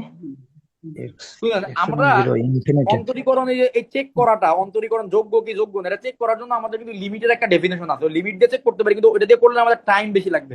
তো ফার আমি কিন্তু আপনাদের যেগুলোকে আমি অন্তরীকরণ যোগ্য কি যোগ্য না এটা চেক করাইছি, আমি কিন্তু আপনাকে ডিফারেন্সিয়েশন দিয়ে চেক করাইছি। আপনারা খেয়াল করছেন কিনা? তো ডিফারেন্সিয়েশন দিয়ে চেক করবেন, এটা আপনাদের জন্য বেশি ভালো হবে। প্রথমত আপনাকে বুঝেন এই ফাংশনটা কি অবিচ্ছিন্ন কিনা এটা আমরা চেক করার চেষ্টা করি। তাই এটা লিমিট বের করি। আমরা এই প্রবলেমটা না আগের দিন দেখছিলাম, লিমিট এক্সটেন্স টু 0, এরকম একটা প্রবলেম দেখছিলাম। আচ্ছা, x tends to 0 x into sine 1/x, এটার মান কত হবে ভাইয়া? এটার মান কিন্তু 0 হবে। সাইন 1/x এটার মান 0 হবে না ভাইয়া?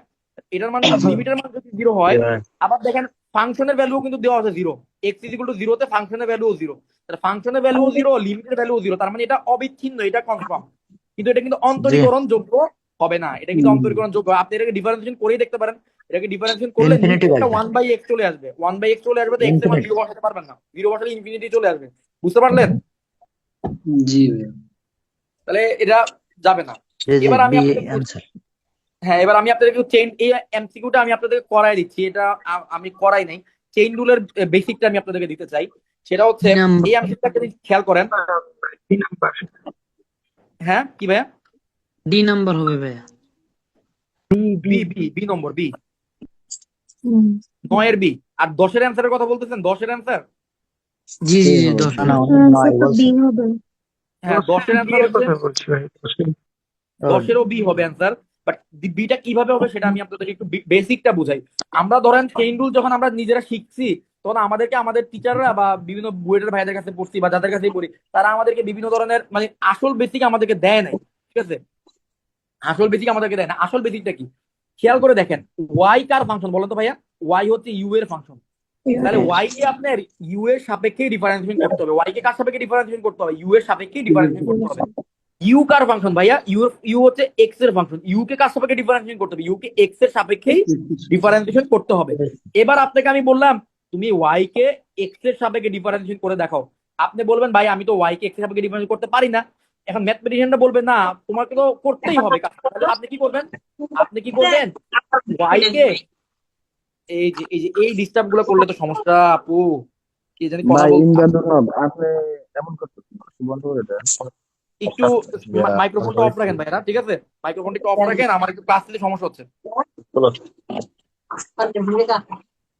আপনারা সবাই আচ্ছা আমি মিউট করে দিচ্ছি, হ্যাঁ আমি মিউট করে দিচ্ছি। আচ্ছা হ্যাঁ এবার এবার ঠিক আছে। আচ্ছা দেখেন ভাইয়া, ওয়াই হচ্ছে ইউ এর ফাংশন। ওয়াই যদি ইউ এর ফাংশন হয়, ওয়াই কে কিন্তু ইউ এর সাপেক্ষে ডিফারেন্সিয়েশন করতে হবে, অন্য কারো সাপেক্ষে ডিফারেন্সিয়েশন করা যাবে না।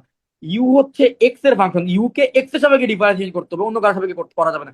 কিন্তু আপনারা কি করলো, অঙ্ক দিয়ে দিল ওয়াই কে আপনি এক্স এর সাপেক্ষে ডিফারেন্সিয়েশন করেন। আপনি তো বলে গেলেন ঝামেলায়। ম্যাথমেটিশিয়ানটা বলে একটা কাজ করো, এর ওয়াই কে তো ইউ এর সাপেক্ষে ডিফারেন্সিয়েশন করতে হবে, ওয়াই এর নিচে একটা ইউ নিয়ে আসো, ডি ইউ নিয়ে আসো, আর আরেকটা ডি ইউ উপরে লেখো, তো কাটাকাটি চলে গিয়ে তো ভ্যানিশ হয়ে যাবে, আর এখানে একটা এক্স লেখো। এখন কিন্তু তুমি খুব সুন্দরভাবে মিলাই ফেলছো, কারণ হচ্ছে ইউ হচ্ছে এক্স এর ফাংশন, ইউ কে এক্স এর সাপেক্ষে ডিফারেন্সিয়েশন লেখা হয়েছে, ওয়াই হচ্ছে ইউ এর ফাংশন, ওয়াই কে ইউ এর সাপেক্ষে ডিফারেন্সিয়েশন লেখা হয়েছে। তো আমি একটা এক্সাম্পল দিই আপনাদেরকে, ধরেন y is equal to sine of x square. তাহলে y is equal to sine of x square, এটা ডিফারেন্সিয়েশন কত হবে ভাই? এখন একটা জিনিস দেখেন, আপনারা সবাই জানেন যে y is equal to sine x এর ডিফারেন্সিয়েশন কি? D y d x is equal to কত? Cos x. আর আমি কিন্তু আপনাকে সাইন এক্স দেইনি, আমি আপনাকে দিয়েছি এক্স সাইন এক্স স্কোয়ার দিয়েছি। তাহলে এখন এটা কার ফাংশন ভাই? এক্স স্কোয়ারের ফাংশন না, এটা হচ্ছে এক্স স্কোয়ারের ফাংশন। তাহলে আপনাকে যদি আমি ডি ওয়াই ডি এক্স বের করতে বলি, আপনি কি করতে পারবেন? পারবেন না। সিম্পল কথা হচ্ছে আপনি পারবেন না। তাহলে আপনাকে কি করতে হবে?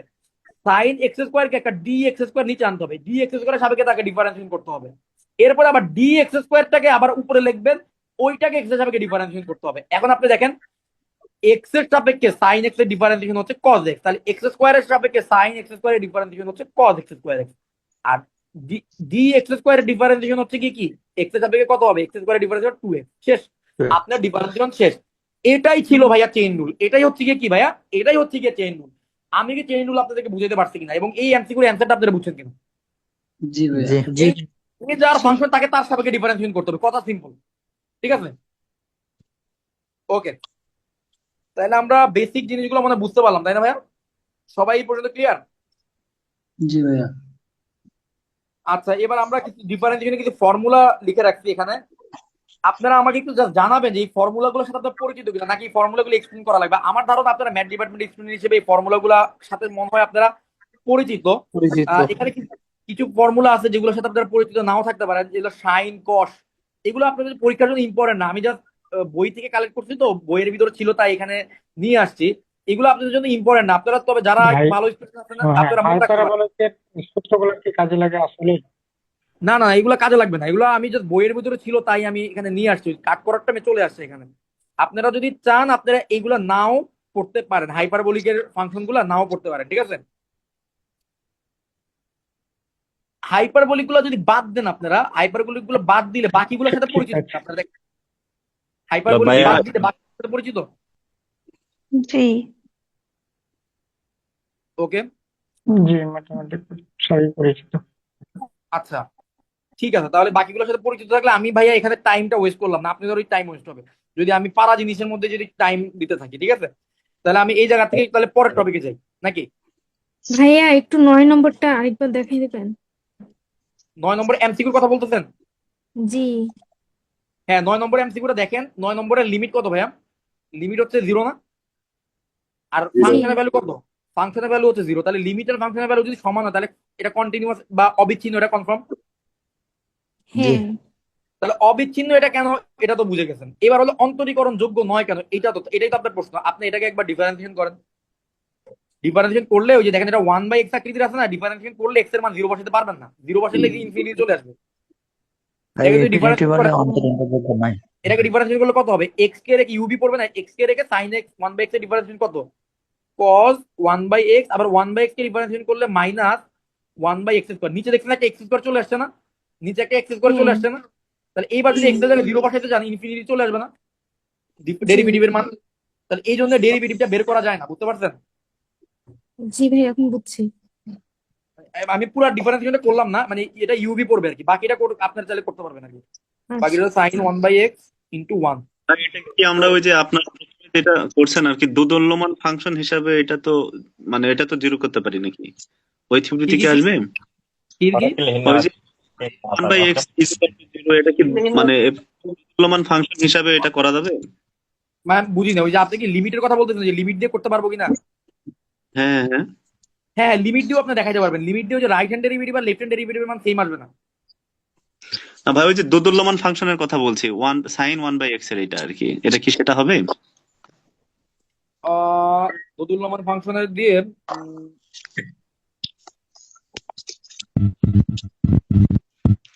না, ওইটা তো শুধু sin 1/x, এখানে তো এক্স গুণ আছে। ওটা শুধু sin 1/x ছিল না? ও হ্যাঁ ভাই, হ্যাঁ এখানে একটা এক্স গুণ থাকার কারণে এই জিনিসটা একটু চেঞ্জ হয়ে গেছে। ঠিক আছে, এটা চেঞ্জ হয়ে গেছে একটু। আচ্ছা, তাহলে আমরা পরের টপিকে যাই। আমরা রোলস থিওরেম এগুলোতে যাই নাকি? আচ্ছা, এবার হচ্ছে আমরা রোলস থিওরেমে চলে আসলাম। Rolle's theorem, mean value theorem, এই কয়টা থিওরেম আমরা একটু শিখলে আমাদের মোটামুটি কাজ শেষ। আমাদের আজকের ক্লাস মোটামুটি এখানেই শেষ হয়ে যাবে। ঠিক আছে, তো আপনারা একটু মনোযোগ দিবেন। রোলস থিওরেমের জন্য আমি 3টা শর্ত লিখবো। রোলস থিওরেমের জন্য কি লিখবো? 3টা শর্ত লিখবো। শর্ত নম্বর 1, রোলস থিওরেমের শর্ত নম্বর 1 হচ্ছে ক্লোজ ইন্টারভালের মধ্যে কন্টিনিউয়াস হবে। ক্লোজ ইন্টারভালের মধ্যে কি হবে? কন্টিনিউয়াস বা অবিচ্ছিন্ন হবে।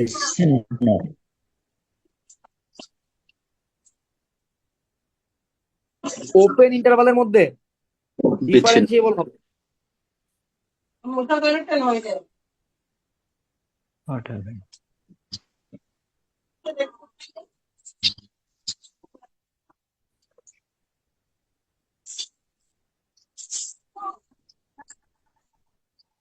বলে এই 3টা শর্ত যদি মানে, তাহলে একটা সি পাওয়া যাবে, এ আর বি এর মাঝখানে একটা সি পাওয়া যাবে, যার জন্য f prime c is equal to 0 হবে। এই জিনিসটা সত্য হবে। এই জিনিস সত্য হবে। এখন এই জিনিস সত্য হওয়ার শর্ত কি ভাইয়া?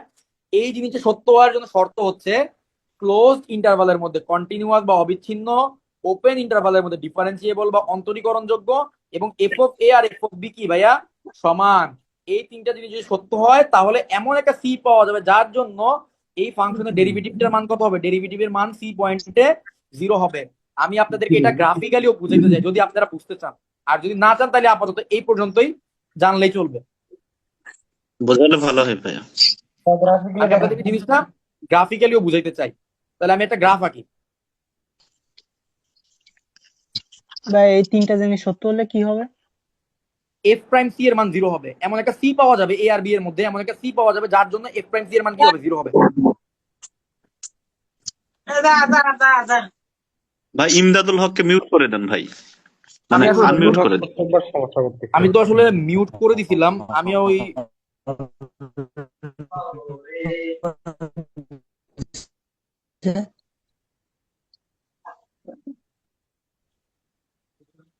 আচ্ছা, হ্যাঁ, আমি মিউট করে ইমদাদুল দিতেছি। ভাই মনে হয় ক্লাস করতেছে না, জাস্ট অন করে রাখছে নাকি? আচ্ছা, ঠিক আছে, আমি দেখতেছি, যদি আবার কোনো প্রবলেম হয় আমি মিউট করে দিব।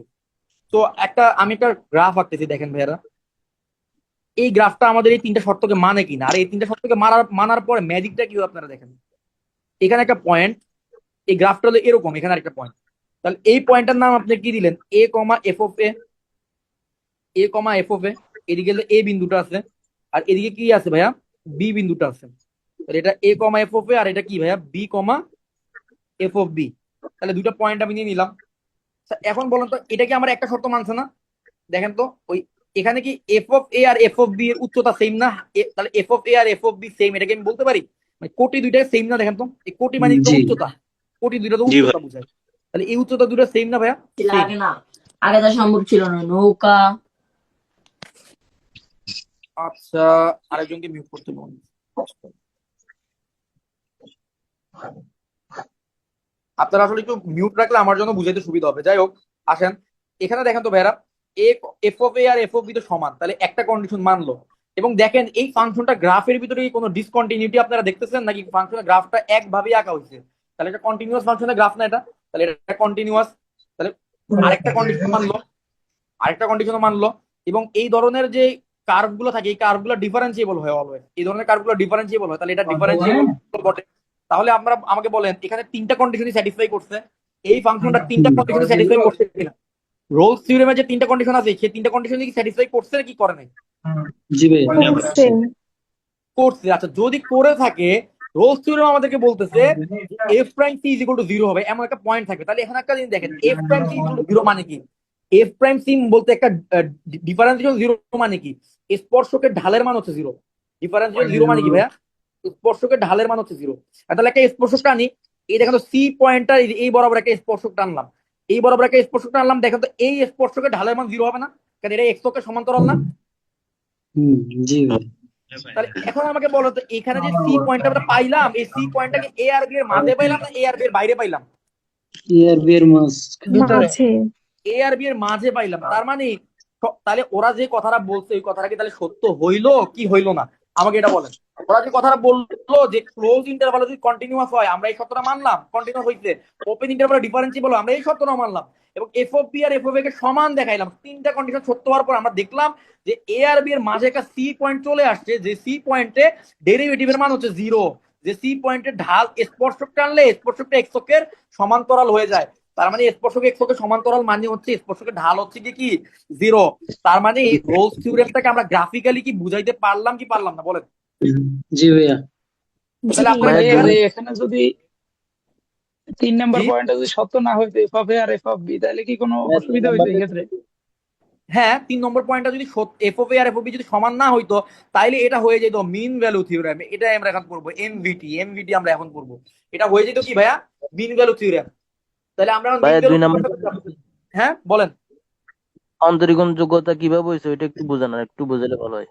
না না, অন্তরীকরণ যোগ্যতা তো দেখেন, এই ধরনের ফাংশনটা অন্তরীকরণ যোগ্য হয় না। ফাংশন তো আমি আপনাকে দেই নাই, ফাংশন না দিলে আপনি কেমনে বুঝবেন? কিন্তু আমি বলে দিতেছি যে এই ধরনের ফাংশন কি হয়, এই ধরনের কার্ভ ফাংশন এগুলোকে বলা হয় দ্বিঘাত সমীকরণ আর কি। এই দ্বিঘাত সমীকরণের গ্রাফ এরকম হয় আর কি। ওই যে পরাবৃত্ত পড়ছেন না, পরাবৃত্তের গ্রাফ আর কি।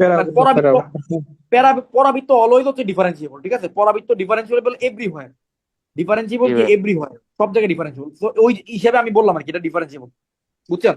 ওকে তাহলে আমরা কি ভাইয়া। রোলস থিওরেমটা বুঝতে পারলাম? হ্যালো জি জি ভাইয়া ভাই। ভাইয়া বলেন, আরো প্রশ্ন আছে? ভাই, সি বিন্দুটা যদি একদম মাঝখান বরাবর না হয়, একটু বামে অথবা ডানে হইতো, তাহলে কি ডাল শূন্য হইতো?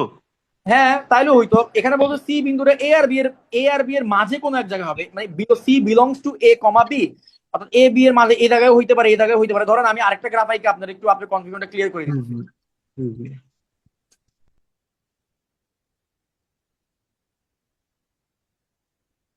ধরেন আমি কি হইলো,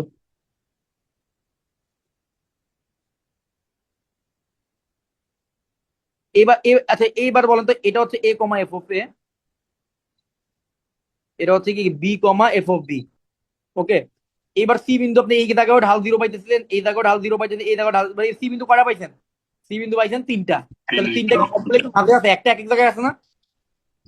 জি ভাইয়া তার মানে সি বিন্দু অ্যাটলিস্ট একটা থাকবে, কিন্তু একের বেশি থাকতে পারে, কোনো সমস্যা নেই। ক্লিয়ার? আমি কি রোলস থিওরেম বুঝাতে পারছি সবাইকে?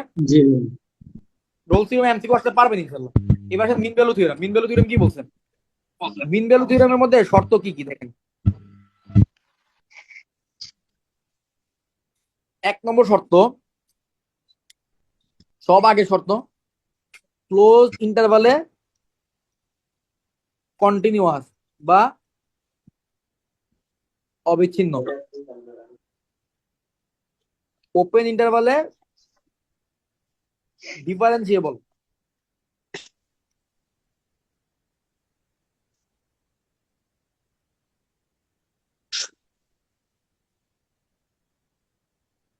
হলে এই জিনিস সত্য হলে এমন একটা সি পাওয়া যাবে, এ আর বি এর মধ্যে এমন একটা সি পাওয়া যাবে যার জন্য f prime c is equal to f of b minus f of a divided by b minus a হবে।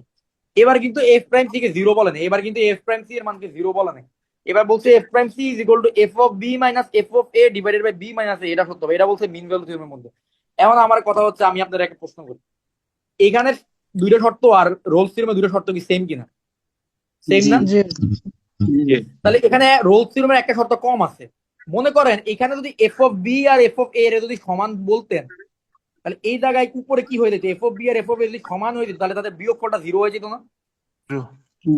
জি বিয়োগফল 0 হয়ে গেলে এফ প্রাইম সি এর মান কত পাইতেন আপনারা? 0 পাইতেন না? জিরো তার মানে মিন ভ্যালু থিওরেম থেকে রোলস থিওরেমে চলে আসা যায় না? তাহলে রোলস থিওরেমটা কি বলেন তো? রোলস থিওরেম কি? রোলস থিওরেম হচ্ছে আমাদের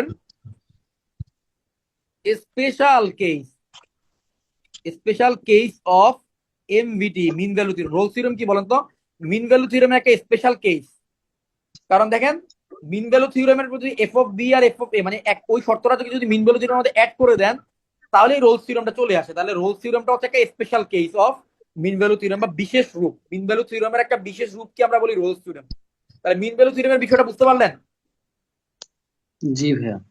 এবার কি বলেন, মিন ভ্যালু থিওরেম কি গ্রাফিক্যালি বুঝতে চান? জি ভাইয়া। জি আচ্ছা, আমি কি গ্রাফিক্যালি বুঝাইতে গিয়ে আরো অনেকের কাছে কি কঠিন বানাই ফেলতেছি জিনিসগুলো, আমি জানি না। ভাইয়া ঠিকই আছে। গ্রাফিক্যালি বুঝলে তো সোজা মনে হয়। না, অনেকে আবার মানে বুঝতে আবার ডিফিকাল্টি ফেস করে কিনা কে জানে। যাই হোক, দেখেন এবার একটা জিনিস খেয়াল করেন, এখানে এ কমা এফ অফ এ আছে আর b comma f of a এই জায়গায় আছে। এবার বলেন তো, এ এফ অফ এ আর এফ অফ বি কি সমান হইলো? এবার সমান হয় নাই। না হাইট কম বেশি। তাহলে এবার এই দুইটা পয়েন্টের মধ্যে আমি ঢাল বের করবো, এই দুইটা সরলরেখার মধ্যে ঢাল বের করবো। এই দুইটা সরলরেখার মধ্যে ঢাল কত ভাইয়া বলেন তো? F of b minus f of a divided by কি? B minus b minus a. এবার এই যে এ পয়েন্ট আর বি পয়েন্টের মাঝে একটা পয়েন্ট নিব আমি সি, এ দিকে একটা পয়েন্ট নিলাম সি, সি বরাবর যদি উপরে যাই, এবার সি পয়েন্টের আমি ঢাল বের করব। সি পয়েন্টের ঢাল দেখেন তো, এই দুইটা সরলরেখা সমান্তরাল হয়ে গেছে না? তাহলে তাদের ঢাল সমান হবে না? সি পয়েন্টের ঢাল কত ভাই? সি পয়েন্টের ঢাল হচ্ছে এফ প্রাইম সি। তাহলে এই যে এই এফ প্রাইম সিটা এটা সমান হবে। এটাই আর কি মিন ভ্যালু থিওরেমের মধ্যে বলতে চাইছে, যে তুমি মাঝে এমন একটা পয়েন্ট পাবা যেই পয়েন্টের স্পর্শকের ঢাল ওই কর্নার পয়েন্ট দুইটার ঢালের মানে ছেদক রেখার ঢালের সমান হবে। আর মাঝের একটা পয়েন্ট পাবা, মাঝে যে কোনো একটা জায়গায় একটা পয়েন্ট পাবা যেই পয়েন্টের স্পর্শকের ঢাল কর্নার পয়েন্ট গুলার ছেদক রেখার ঢালের কি হবে? সমান হবে মাঝের স্পর্শকের ঢাল। এটাই আর কি বলতে চাইছে মিন ভ্যালু থিওরেমের মধ্যে। বুঝতে পারছেন কিনা? জি ভাইয়া। হ্যাঁ বুঝতে পারছি। ঠিক আছে। ভাইয়া ভালো বুঝি না, আর একটু বুঝান। হ্যাঁ, এখানে আপনি একটা জিনিস দেখেন তো, বলেন তো ভাইয়া, এই জায়গার আপনার কাছে কয়টা পয়েন্ট আছে ভাইয়া? একটা হলো এ কমা এফ অফ এ, আরেকটা কি ভাইয়া? B comma f of b, তাই না? আপনার কাছে যদি দুইটা পয়েন্ট থাকে তাহলে আপনি কি একটা ঢাল বের করতে পারবেন এই দুইটা পয়েন্টের সাথে? ওই যে কোটি দ্বয়ের অন্তর ডিভাইডেড বাই ভুজ দ্বয়ের অন্তর, এই ফর্মুলাটা কি আপনার জানা আছে? জি ভাইয়া। তাহলে এই ফর্মুলার সাহায্যে আমি একটা ঢাল বের করলাম f of b minus f of a divided by b minus a. তাহলে এটা হলো ঢাল বের করলাম। এখন ওরা বলতে চাইছে যে দুইটা কর্নার পয়েন্ট, অর্থাৎ এখানে একটা কর্নার আর এখানে একটা কর্নার, এই দুই জায়গাতে দুইটা কোণা আছে, এই দুইটা কর্নার পয়েন্টের মধ্যে যে ঢালটা বাইরে হবো ওই ঢালটা মাঝখানের যে কোনো একটা পয়েন্টের অ্যাটলিস্ট থাকবে যেই পয়েন্টের স্পর্শকের ঢাল সমান হবে। আর স্পর্শকের ঢাল মানে কি? ডিফারেন্সিয়েশন। তার মাঝখানের একটা পয়েন্ট হলো সি, ওই সি পয়েন্টের ডিফারেন্সিয়েশনটা এই কর্নার পয়েন্টের ঢালের সমান হবে। এটাই আর কি বলতে চাইছেন। বুঝলেন? জি ভাইয়া। ওকে, তাহলে আমরা মোটামুটি করে ফেললাম অনেক কিছু। ও আচ্ছা, ইন্টারমিডিয়েট ভ্যালু থিওরেমও আছে। ইন্টারমিডিয়েট ভ্যালু থিওরেম থেকে কোশ্চেন আসার সম্ভাবনা একটু কম, তো তাও আমি একটু দেখাই। ইন্টারমিডিয়েট ভ্যালু থিওরেম যেটা বলতে চাইছে যে ফাংশনটা যদি একটু একটু দাঁড়ান, একটু একটু একটু এক মিনিট একটু সময় দিতেছে।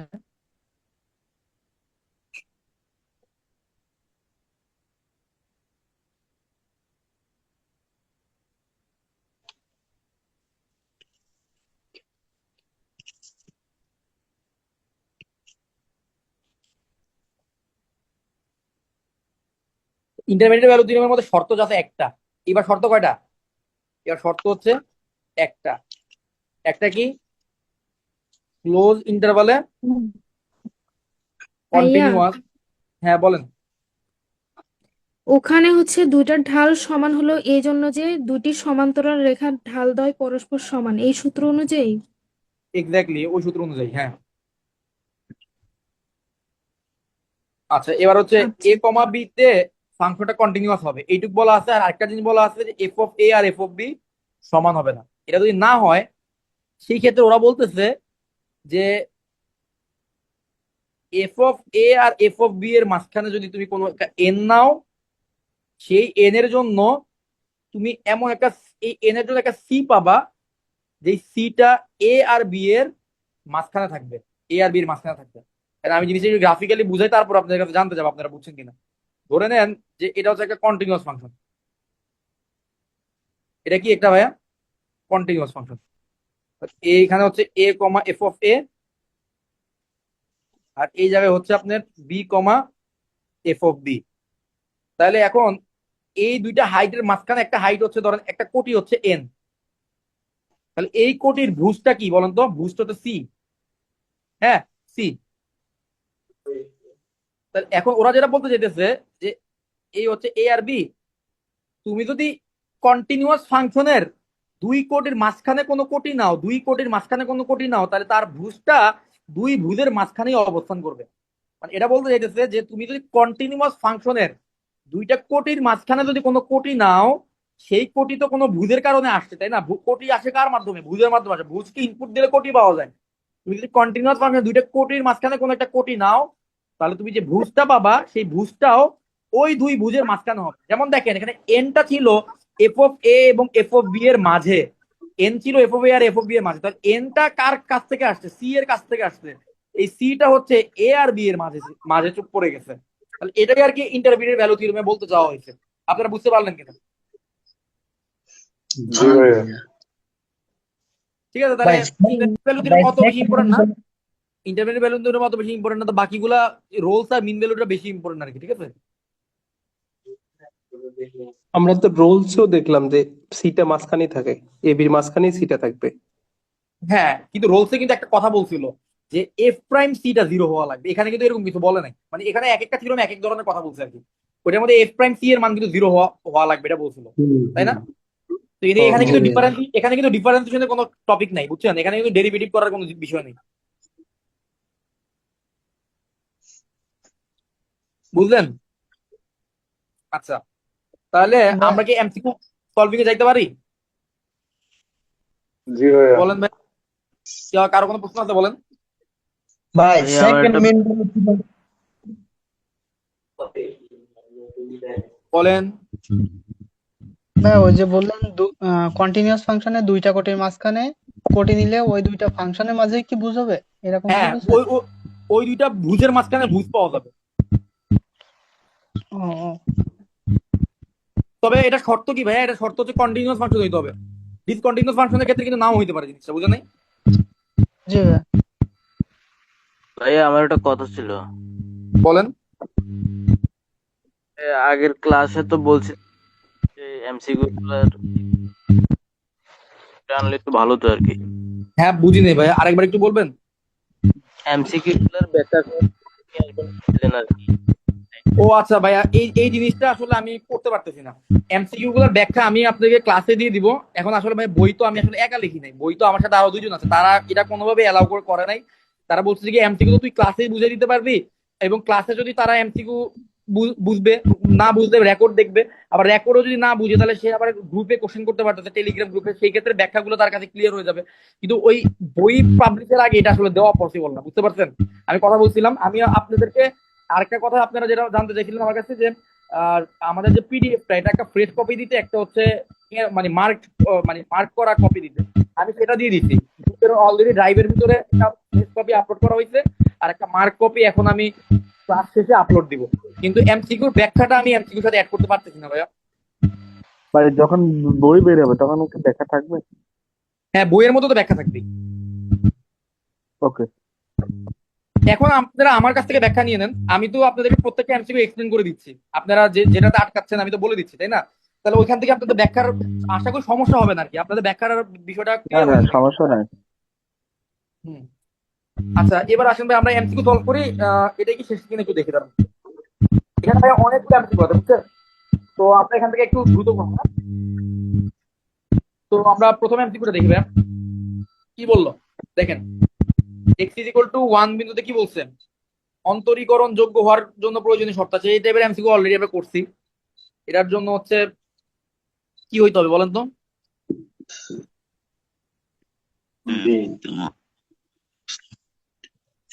বি নাম্বারটা অ্যান্সার হচ্ছে।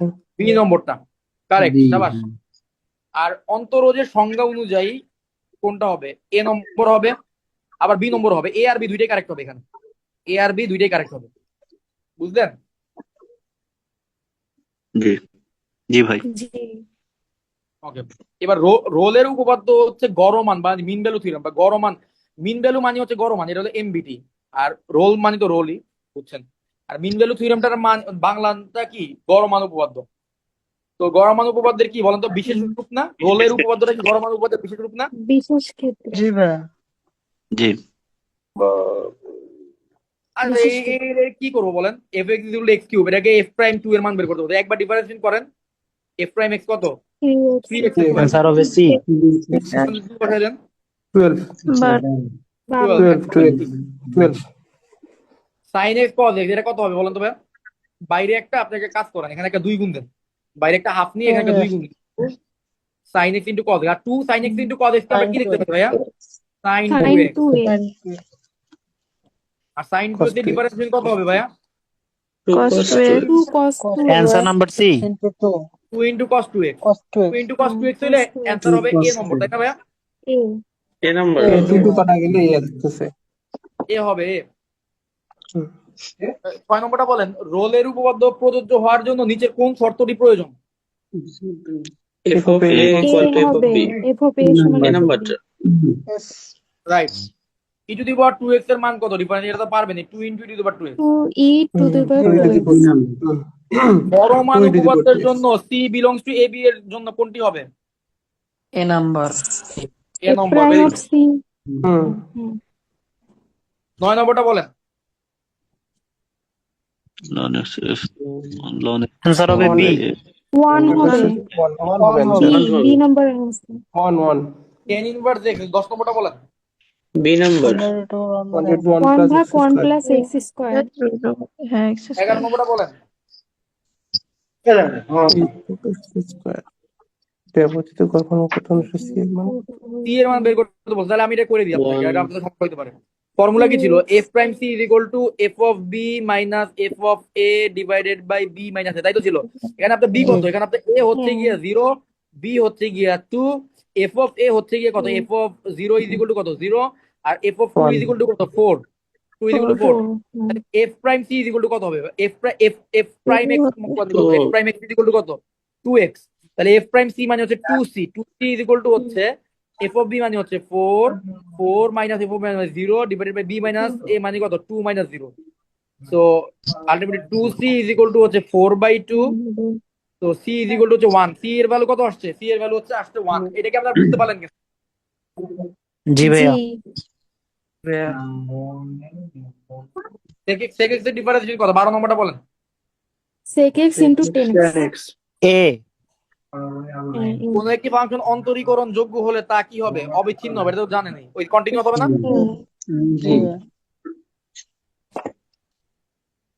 sin x হলে f প্রাইম π/2 কত হবে বলেন? 1 0 0 হবে। 0। আচ্ছা, চেইন রুলের নিয়ম অনুযায়ী এটা ডিফারেন্স কিভাবে করেন? f অফ gx কে কি করবেন? f প্রাইম gx লিখবেন, আবার ভিতরে যে gx টা থাকবে তাকে আবার ডিফারেন্সিয়েট করবেন না, g প্রাইম x করবেন না? জি জি এটাই তো চেইন রুল নাকি? তাহলে কয় নম্বরটা হবে? এ নম্বরটা কারেক্ট অ্যান্সার। আর cos x এটা আপাতত লাগবে না। আর এটা তো আপনার ইউভির ফর্মুলা, ইউভি অনুযায়ী তাহলে কোনটা হবে? গুণের নিয়ম অনুযায়ী ইউভির অনুযায়ী কোনটা হবে? Product rule. A number. a নম্বরটা হবে। Root over x, x is equal to 0 বিন্দু থেকে অন্তরীকরণ যোগ্য নাকি না? অবিচ্ছিন্ন যোগ্য নয়। অন্তরীকরণ যোগ্য নয়। এটা এক্স ইজ ইকুয়াল টু 0 পয়েন্টে অন্তরীকরণ যোগ্য নয়। অবিচ্ছিন্ন অবিচ্ছিন্ন কিন্তু অন্তরীকরণ যোগ্য না। Very good. আচ্ছা, এবার হচ্ছে a to the power x এর মান কত? a to the power x into ln option a। A. a to the power x ln a। আর x to the power x এটা ডিফারেন্সিয়েশন কত হবে? এটা আপনাদের একটু করতে হবে। y is equal to x এটা টু দি মেবি পাওয়ার মনে হয় x। সি হবে। হ্যাঁ, এটা c হবে, বুঝা এটা যাচ্ছে। c। জি তবে বুঝা যাচ্ছে। উভয় পাশে ln দিয়ে নিতে হয়, তাহলে হচ্ছে ln of x to the power x x সামনে লন আসবে। Y is equal to x into ln x. এবার ডিফারেন্সিয়েশন করলে লন ওয়াই এর ডিফারেন্সিয়েশন হবে 1/y ইন্টু dy dx, আর এখানে হবে এক্স কে রেখে লন এক্স এর ডিফারেন্স 1/x যোগ লন এক্স কে রেখে কাটাকাটি করলে আমরা পাচ্ছি dy dx is equal two y into 1 plus loan x. মানে y এর মান কত ভাই? y এর মান হচ্ছে x to the power x 1 plus loan x. এই সি নম্বরটা কারেক্ট আনসার। রোলের উপপাদ্যের জ্যামিতিক অর্থ কি ভাইয়া? রোলের উপপাদ্যের জ্যামিতিক অর্থ কি? একটি বিন্দুর মধ্যে দুটি বিন্দু স্পর্শক অনুভব সমস্ত ক্ষেত্রে এ নাম্বার। এটা কি অপশন এ হবে? অপশন এ হবে, অপশন এ। 22 নম্বরটার অ্যান্সার কি হবে ভাইয়া? 22 নম্বরটা -1/4 ভাইয়া অপশন একটু এ হবে। 21 নম্বরটা বুঝাই দেন, মানে একটা ওই যে বিন্দুতে। ওই যে আমি যে বললাম যে একটা বিন্দুতে এমন একটা সি পাওয়া যাবে যেই সিতে কি হবে, ডিফারেন্স এফ প্রাইম সি এর মান 0 হবে। এফ প্রাইম সি ও 0 মানে আচ্ছা। কি? স্পর্শকটা এক্স অক্ষের সমান্তরাল। এক্স অক্ষের সমান্তরাল মানে কি সেটা আনুভূমিক নয়? জি জি, আনুভূমিক, হ্যাঁ বুঝছি। আচ্ছা 1/x এটা 22 এফ নাম্বারটা প্রাইম অপশন এ হবে না? এ আনসার এ -1/4 মাইনাস -1/4 হ্যাঁ ঠিক আছে। কট এক্স এরটা কত হবে? মাইনাস কোসেক স্কয়ার এক্স নাকি? জি, মাইনাস -sec square x 24 নম্বরটা বলেন। বি অন্তরিক বি নম্বর। অন্তরীকরণ যোগ্য নাও b number অবিচ্ছিন্ন হলে তো অন্তরীকরণযোগ্য নাও হতে পারে, তাই না? আচ্ছা এবার বলেন গড় মান উপপাদ্য আছে। এই 25 নম্বরটা আপনাদের জন্য রেখে দিলাম, এটা আপনারা করতে পারবেন না বলেন তো? ওই g f prime c equal to f prime c equal to f of b minus f. Minus f হবে বাই বি মাইনাস এ। এটা ধরে সি এর মানটা বের করবেন আর কি, ঠিক আছে? পারবেন আশা করি। 26 নম্বরটা বলেন। 26 নম্বর কত হবে? 1/sin x আর sin x এর ডিফারেন্স হচ্ছে cos x। তো কট এক্স cot x হবে কারেক্ট आंसर। ভাগের নিয়ম অনুযায়ী কোন formula? q divided by v। এক নম্বরটা বাই বি এর ফর্মুলা কোনটা? কয় নম্বরটা? ভাই এ নাম্বার যেটা হবে এ number হবে এ নম্বর। এ নম্বরটা হবে। এ নম্বরটা কারেক্ট। ওই ইউ বাই বি এর ফর্মুলা যে আপনারা যে করছেন ইউ বাই বি কোশ্চেন রুলে অ্যাপ্লাই করছেন। 28 নম্বরটা বলেন। a number এ হবে a number 1/√1 minus x square e to the power cos x কত হবে? অপশন এ।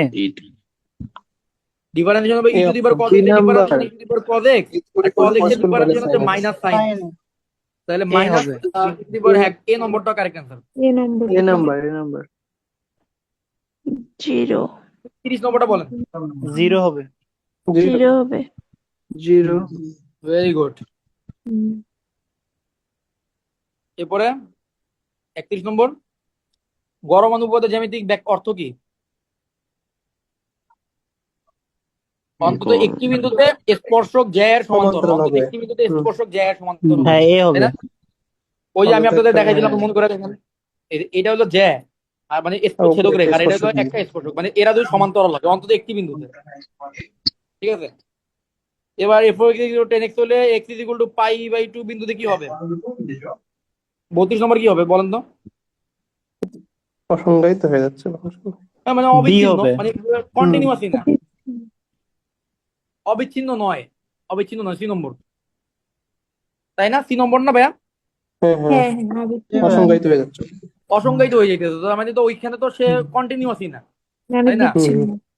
বিচ্ছিন্ন হয়ে যাচ্ছে ওই জায়গায়। আচ্ছা এবার এটা ডিফারেন্সিয়েশনটা কত দেখেন তো? এরা এগুলো তো পারবেন। x টু দি পাওয়ার জি, এটা 2/3 তো x টু দি পাওয়ার 2/3 এর ডিফারেন্সিয়েশন তো পারবেন না? 2/3 into x to the power 2/3 minus 1।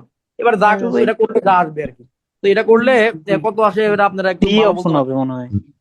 কি নম্বরটা মনে হয় কারেক্ট आंसर? 2/3 থেকে 1 গেলে তো মাইনাস 1/3 আসে। তিন নম্বরটা। কি নম্বরটা না কারেক্ট आंसर দেখেন তো? 2/3 থেকে 1 বিয়োগ করলে তো মাইনাস 1/3 a number আসে -1/3 ঠিক আছে? ওকে। আর হচ্ছে ln sec x plus 10x, এটা হচ্ছে বেসিক্যালি sec x এর ইন্টিগ্রেশন আপনারা জানেন। sec x এর ইন্টিগ্রেশন হচ্ছে ln sec x plus 10x। তাহলে ln sec x plus 10x এর ডিফারেন্সিয়েশন কি হবে? sec x হবে। এটা আমরা ইন্টিগ্রেশন ক্লাসে আরো ভালো পড়বো, এই এমসিকিউটা ইন্টিগ্রেশন ক্লাসে আরো ভালো ব্যাখ্যা পাবেন। আচ্ছা আমাকে একটা কথা বলেন, সাইন এক্স এর ডিফারেন্সিয়েশন কি ভাইয়া? সাইন এক্স এর ডিফারেন্সিয়েশন কি? Cos x. cos x cos x এর ইন্টিগ্রেশন কি সাইন এক্স হয় না? জি মাইনাস হ্যাঁ সাইন হ্যাঁ কজ এক্স এর ইন্টিগ্রেশন সাইন এক্স হয়। sin x তারপর ডিফারেন্সিয়েশন আর ইন্টিগ্রেশন কি উল্টা প্রসেস না? তাহলে এখন হুম, আমার হ্যাঁ প্রশ্ন হচ্ছে sec x এর ডিফারেন্স ইন্টিগ্রেশন, sec x এর ইন্টিগ্রেশন হচ্ছে ln sec x plus 10x। sec x এর ইন্টিগ্রেশন হচ্ছে ln sec x plus 10x। sec x এর integration ln sec x plus 10x। তাহলে ln sec x plus 10x এর differentiation কি sec x হবে না? এটা কি Sec x করা হবে। দরকার? এটা তো করার দরকার নাই, মুখস্থ আমরা বলে দিতে পারি না। জি ভাই। এই জন্য আর কি আমি এই অঙ্কটা করলাম না। আমরা স্মার্টলি করতে পারলে আমাদের ক্যালকুলেট করা দরকার কি শুধু শুধু। আচ্ছা এবার 35 নম্বরটা বলেন। এর উপপাদ্য প্রযোজ্য। কি? উভয় বি। না তো